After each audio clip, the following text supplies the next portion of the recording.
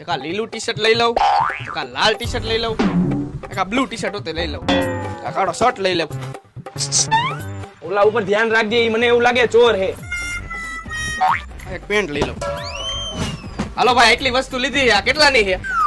3000 રૂપિયાની. કાંઈ વાંધો નહીં, પૈસા દઉં, તમે આ થેલીમાં નાખો. એટલે અમે કોઈને મફતમાં નથી દેતા, તારે એના અલગથી પૈસા દેવા પડશે. લા ભાઈ, મારા ખાતામાં ખાલી 3000 રૂપિયા છે, તો મારે થેલીના પૈસા કેમ દેવા? અને આ હું કપડા હાથમાં લઈને જાઉં તો હારોય નો લાગુ ને? થેલી લઈ આવ ઘરેથી, કઈ હું મારા ઘરના પૈસા નાખીને તને થેલી નો આપું. અરે ભાઈ, ઘર તો મારું બહુ આઘું હોય અને ઘરેથી થેલી લઈ આવવામાં ટાઈમ એટલો લાગશે. અરે મારે બીજું કઈ નથી આંબરું, તારા ગીચામાં હોય ને બધું કાઢ, પણ તું મને થેલીના પૈસા દે. આ ઉભો રે.